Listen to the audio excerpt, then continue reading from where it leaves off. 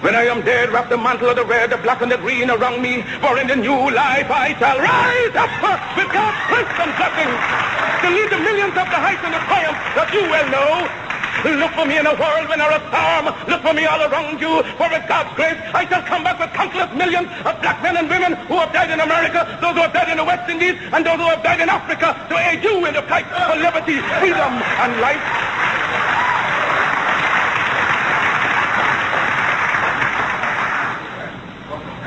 Any means necessary.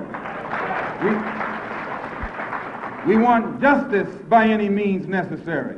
We want equality by any means necessary. We don't feel that in 1964, living in a country that is supposedly based upon freedom and supposedly the leader of the free world, we don't think that we should have to sit around and wait for some segregationist congressmen and senators and a president from Texas in Washington, D.C. to make up their mind that our people are due now some degree of civil rights. No, we want it now, or we don't think anybody should have it. All right, my man. Who is the Black Agenda Alliance? Black Agenda Alliance, we are a collective of brothers from various backgrounds who have come together and formed an alliance amongst one another to capitalize on a particular mission of unity and betterment. What made you become a part of the Black Agenda Alliance? So basically, just paying attention to the leadership, the lack of leadership that we have in our community. We need something that makes sure that we only focus on our people and what our people's needs are.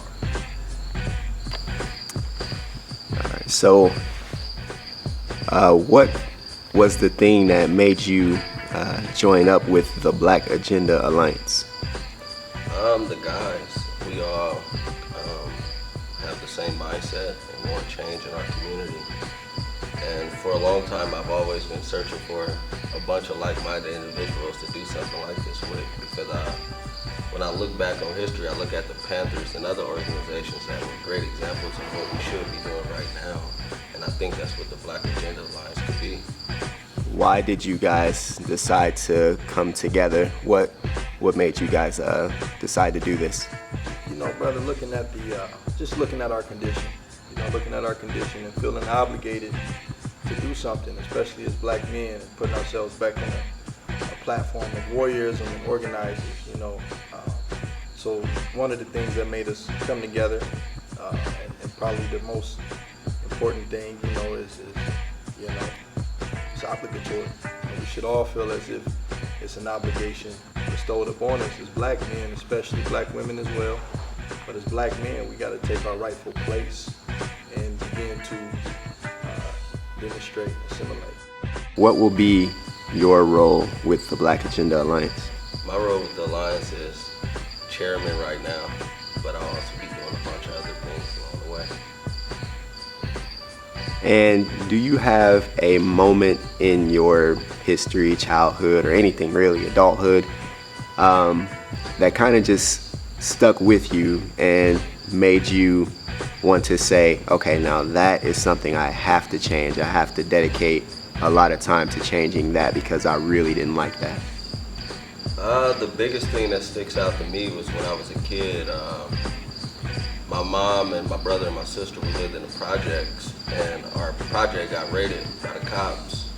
And I just remember the cops waking us up, pointing guns in our face, and we little kids. I had to be probably 8 years old at the time, and that always stuck with me. And I just remember going downstairs and just listening to them talk to my mom reckless, and I just never had respect for police after that because of the way they treated my mom.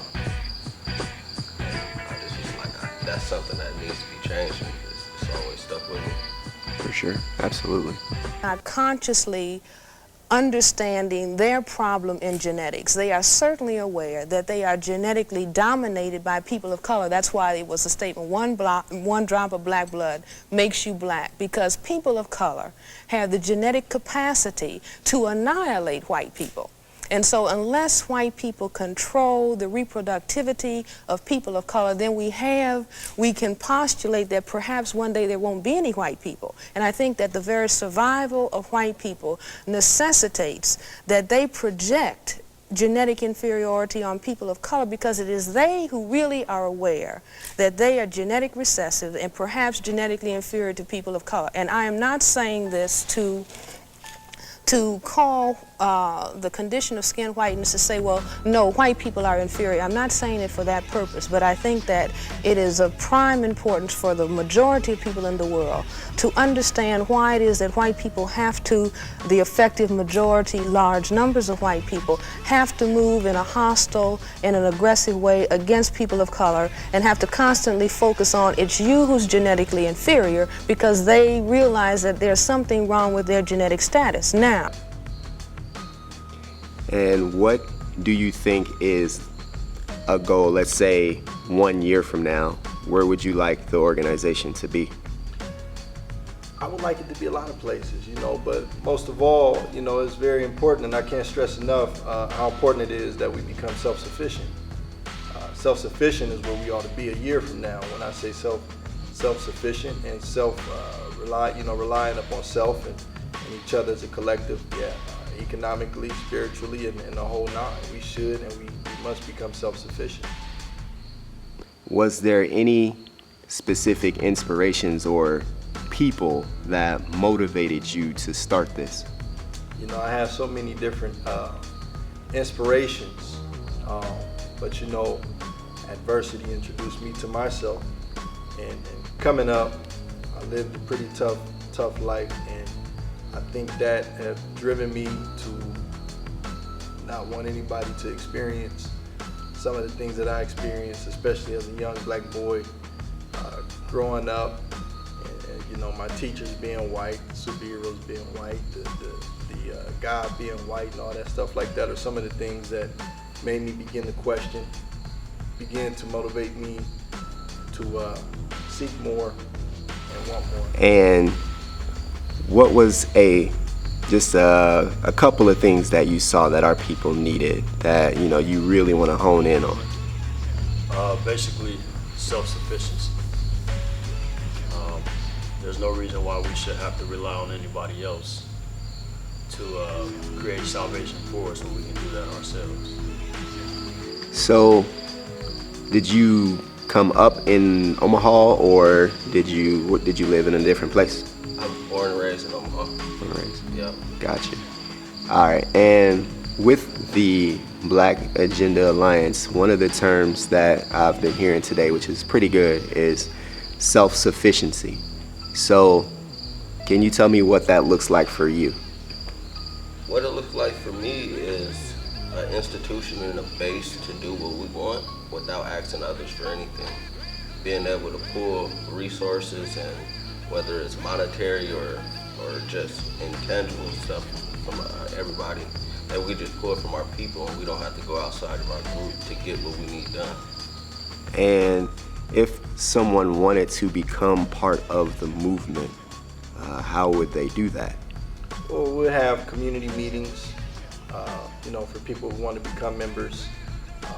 Our objectives is to acquire land and farm land and create our own programs for our children, and etc. So, they can come to us and come to the community forums and meetings that we'll have.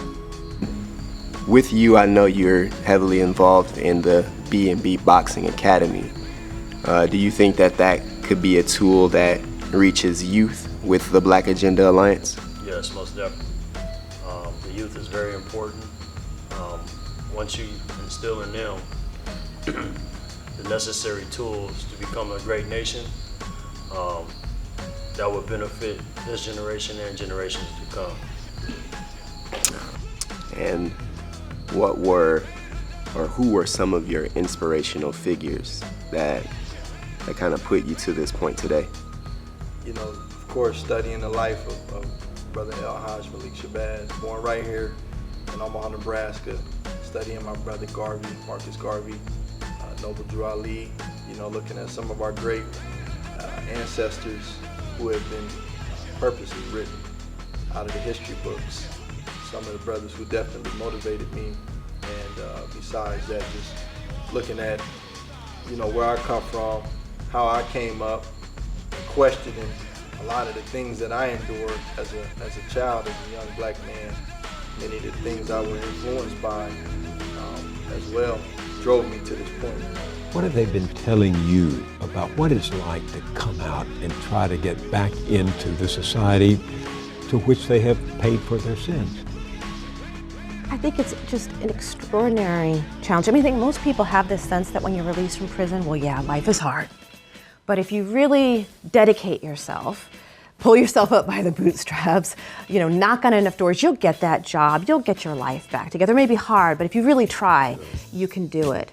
But what I've learned, over the years from working with many formerly incarcerated people and forming close friendships with many people who've been released from prison, is that it's not just hard, it's often impossible. You're released from prison, often with, maybe $20 in your pocket, have nowhere to sleep. You try to return home, maybe to your family who lives in public housing. Your family risks eviction in many places if they just even allow you to come home. Felons can be excluded from public housing. Whole families can risk eviction if they allow people with felonies to come home to them. Trying to get a job can be next to impossible. People say, well, they could get a job at, Burger King or, some minimum wage job. No, actually, many low wage jobs are, for all practical purposes, off limits to people who have felonies. Hundreds of professional licenses are off limits to people who have felonies. In my state, in Ohio, until just recently, you couldn't even get a license to be a barber if you'd been convicted of a felony. Food stamps may be off limits to you if you've been convicted of a drug felony. What are people released from prison expected to do? Apparently what we expect them to do is to pay hundreds or thousands of dollars in fees, fines, court costs, accumulated back child support, which continues to accrue while you're in prison. And in a growing number of states, you're actually expected to pay back the costs of your imprisonment. And paying back all these fees, fines, and court costs may be a condition of your probation or parole. And then if you're one of the lucky few, the very few who even manages to get a job straight out of prison, up to 100% of your wages can be garnished to pay back all those fees, fines, court costs. And there's a lot of organizations in the city trying to do a bunch of different things. What's gonna make you guys different than what everybody else is trying to do out here? Well, for one, we're culturally grounded. Everything that we do and everything that we are, we're coming at this thing from a cultural perspective. And not only that, we are self-sufficient. We are a self-sufficient organization, driven just on the backs of each other. We're not looking for any assistance from any state officials, government officials, etc. We're taking the responsibility upon ourselves to come together and be the collective people that we are designed to be. And that's what separates us from the other organizations in the city, is that we won't, we're not gonna buck dance. And with the Black Agenda Alliance, do you have a goal that you would like to see happen for, let's say within 1 year? Where do you see the Black Agenda Alliance next year? Hopefully with a lot of members with the same motivation and inspiration, and possibly gather some land, definitely do better economically, more black businesses, more people support black businesses, and getting into fields that we need to get into. You see a lot of people in the same fields, barbershops, restaurants, things of that sort. So kind of get into different things, like doctor's offices, grocery stores, things like that. All right. And Brother Larry, when I was talking to him, we were talking about his, background in psychology. Was there something that you specialize in specifically? I do a lot of stuff, but specifically, I got a bachelor's in sport business management. I also have a master's in business administration, and I'm also in law school right now at Creighton. So, but I'm a community organizer, community activist. I coach wrestling. So I do a bunch of different stuff, not one thing.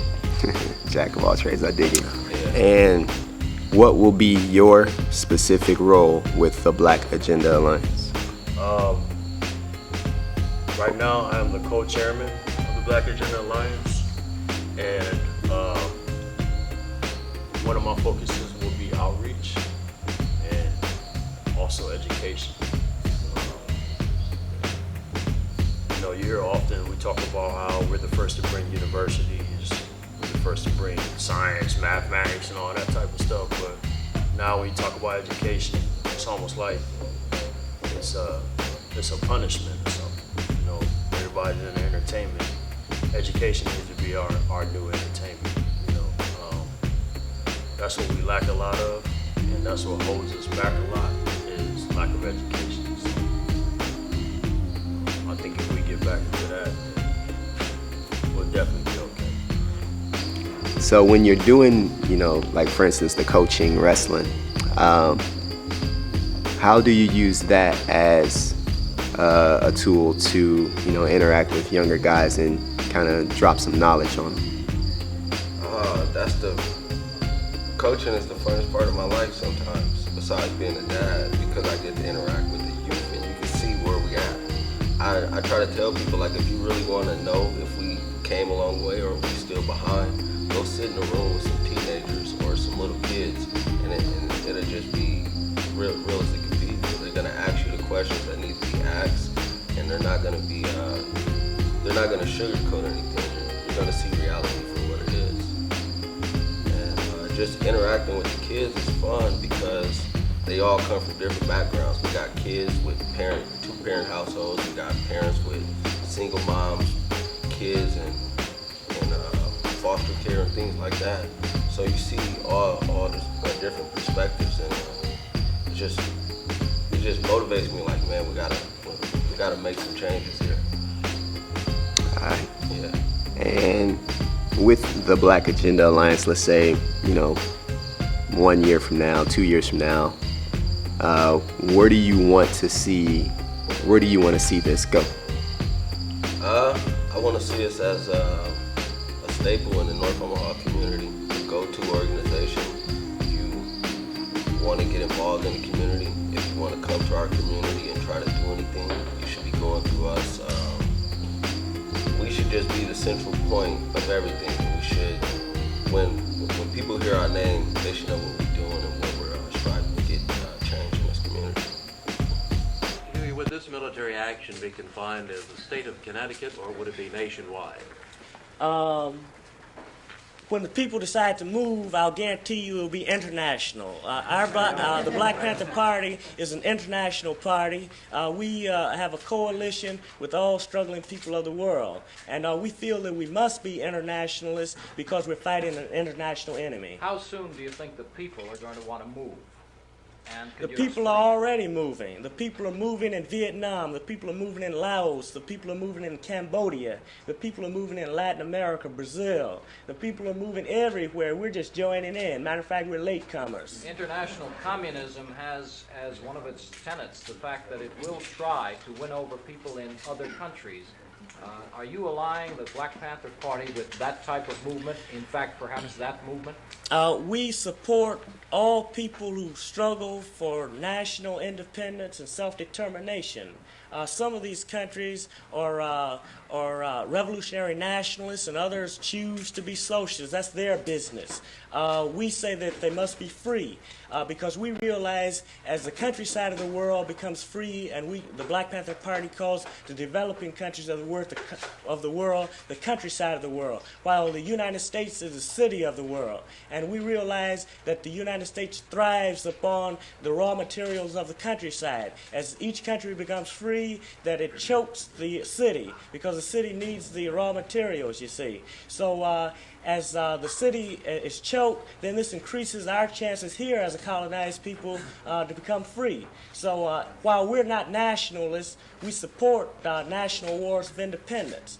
We know that once the imperialists is crushed, nationalism will not be necessary any longer. Do you support the Viet Cong? Pardon me? Do you support the Of Viet course, Cong? we support the Vietnamese people. Matter of fact, pardon me? Viet Cong.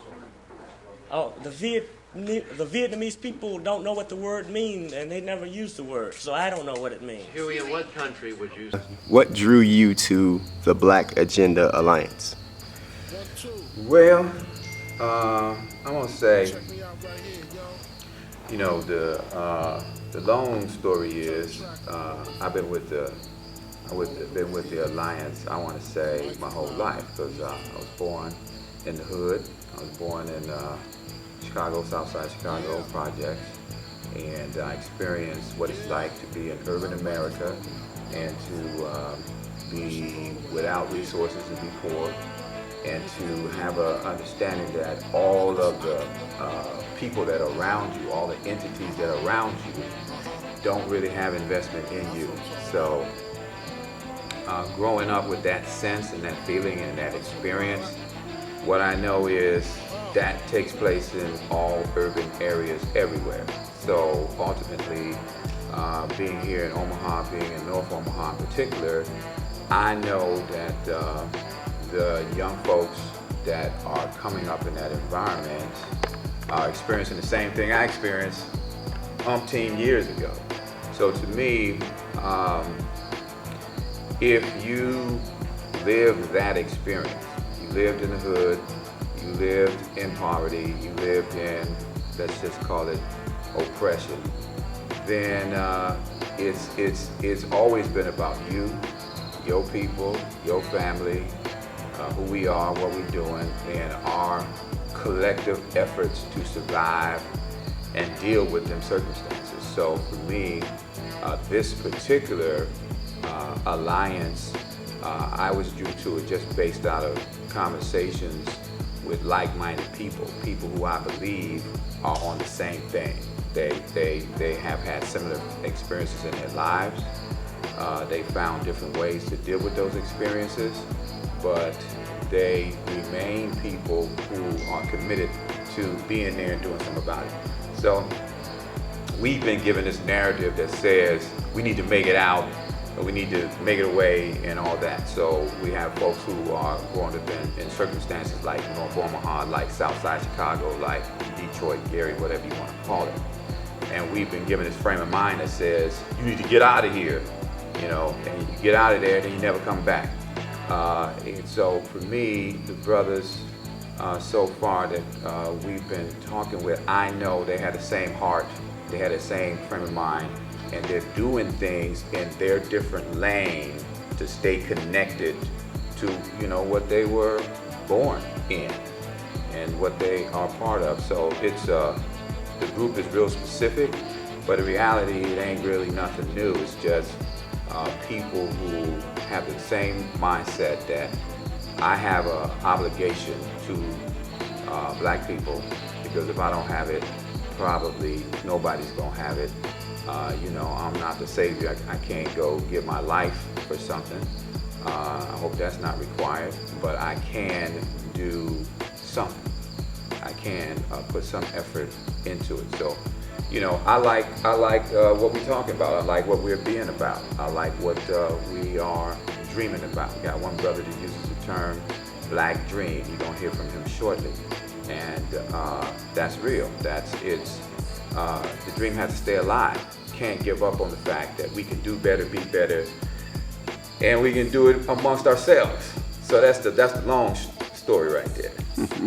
All my stories are long, by the way, so you know, keep that in mind when you're asking these questions. All right, so I'm gonna give you one more, because that covered a lot of goods. So I know you have a background in psychology. Mm-hmm. So how will that help and work towards the Black Agenda Alliance? I remember one day there was an event that you went to and you showed some children that, you know, it was black violin that you showed them. And it was defying the stereotype, you know. You were, and it was really encouraging from my perspective just to see that. But how else do you think that, you know, your psychology background will help towards the Black Agenda Alliance?